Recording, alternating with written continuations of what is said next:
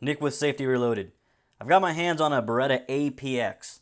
We're going to unbox it and I'm going to take you through the different features, disassembly, and reassembly of it. I did some range testing already with it, so it's pretty dirty. I don't want to reveal any of the range testing or anything yet. I still want to do some more with it before I come to any conclusions.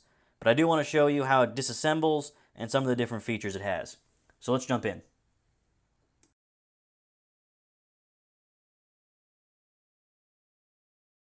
So the first thing I noticed when I bought the gun is it came in a little plastic bag and this thing was drenched in oil. I mean, it was covered. I had to go ahead and wipe it down before I even shot it, just because it was just so greasy. You can see some of the oil and gunpowder on the case. And it comes with everything you'd expect: pair of magazines, the back straps, a speed loader, brush, manuals, and everything else. Nothing uncommon, everything you've always seen. It's got a pretty good little manual with several different languages built right into it. And I will be honest, I have referenced this a few times taking this gun apart. So I'm a big Beretta fan, and I really wanted this gun to be something that I loved. It's got a very aggressive look, all the serrations and the angles.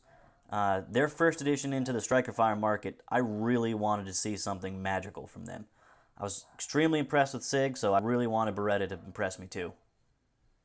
So without further ado, let's actually go ahead and jump into the gun. We'll go ahead and first clear the gun, make sure it's safe. So as we jump in here, the trigger is a 6.5-pound trigger, and it's considered a short reset from Beretta. It's a very tactile and audible reset of the trigger. So there it is, and it doesn't travel. That's it. Once you click, that's it. That's the end of it. Now, I don't particularly enjoy this trigger for me. I think I'm just spoiled on aftermarket triggers. So I'm going to wait and see what the market comes out with and see if it makes it any better for me. Now, as we look at the rest of the firearm, you can see it's got the very aggressive serrations on the front and on the rear of the slide. I really like the front serrations on this, but you have to be very careful, obviously, not putting your hand in front of the muzzle. It's something you have to get used to, and it's not for everybody, but it has that option. I think the slide moves very comfortably, very easy, and there's nothing about it that really is uncomfortable to me. The sights are actually pretty good. They're just a pair of white in rear and a white in front. They're nothing special. They're just plain, but they are removable, so you can put in whatever you want after that. Now, before I get into some of the other features of this firearm, there are two things about it that kind of irritate me. The first is there's a gap, a very visible gap, between the barrel and the slide near the ejection port. I mean, it's very visible, as you can see. There's a clear gap, and I don't like that. Things can get in there. It's just not something that is aesthetically appealing or functional in my opinion, but maybe I'm wrong. The next thing is this very visible gap that you can see with this light between the frame and the slide. Now, I'm using the light to help you see, because without it you wouldn't be able to see it, but it's very visible to the naked eye. To me, it just feels sloppy, especially when you compare it to SIG's first entry into the striker fire market. I just feel like it's sloppy, and it's just not as tight as SIG's is. Getting back on track, I think it's important you see how this firearm disassembles.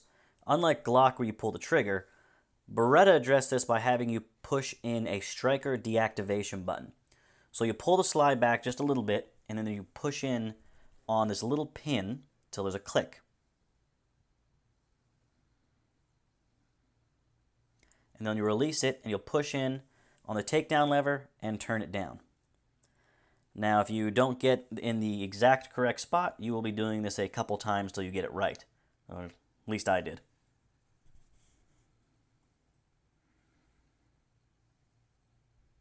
So you push it out, and then the slide just pops right off. And then from here, you'll just pull your recoil spring out, your barrel, and you're disassembled. So now jumping over to changing the back straps, what you're actually going to want to do is, while it's field stripped, you're going to push down with another punch on a backstrap retainer. It's a little hard to see in the video, so there's this little piece, and God, you really can't even see it on the video here. It's that tiny prong that's in the middle of the screen that I'm trying to light up that you have no idea what I'm talking about, but it's in there, right there, right above the tip of my flashlight. So I'm going to push to the right and down on that, and it's going to slide out the bottom where I can remove it and then put a new backstrap on, theoretically. So there we go. I've got the retainer pushed through. Yep, there we go. And I can just pull it out the bottom here. Kind of force it out. Yep, there we go. And then I can just swap on the different back straps that I want. You can also change left hand, right hand magazine release. That's fairly simple to do. The manual tells me. So then to just lock the retainer pin back in, it actually just sits straight up in there and just snaps back in. So we'll just push it back in best we can through the magic of movies. See if I can show you what it actually looks like popping out here.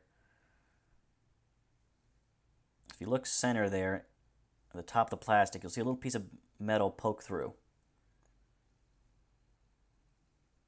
Maybe. Oh, there it is. And that's it. It's snapped in there, despite it doesn't look like it is.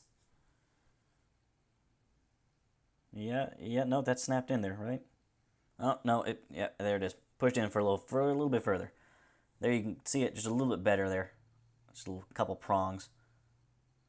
All right, and that's how you change the backstrap on your Beretta APX. Wow. So now I'm actually going to remove the firing control unit, which requires me to lift up on a spring in here and then push out on the pin that's holding it in there at the same time, along with several other things. So for the sake of you not wasting 25 minutes watching me struggle through this, let's speed this up.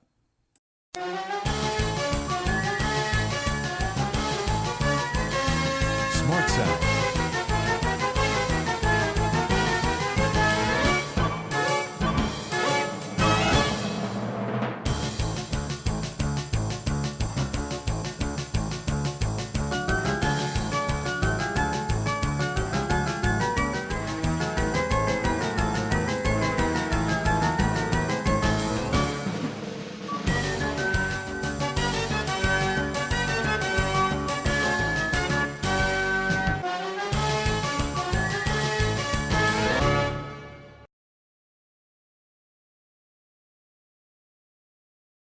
So after much delay, here is the firing control unit for the Beretta APX.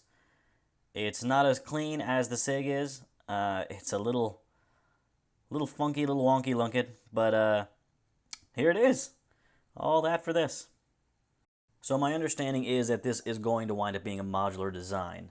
This is going to be the same thing where, like the SIG, you're going to be able to take this firing control unit and move it around between firearms for both the shell and the calibers. I haven't seen anything out yet for what's happening next, but that's the plan, I think. So that's been my disassembly and unboxing of the Beretta APX. As I said, I did some range testing, and it went about the same for me as disassembling the gun. It felt uncomfortable.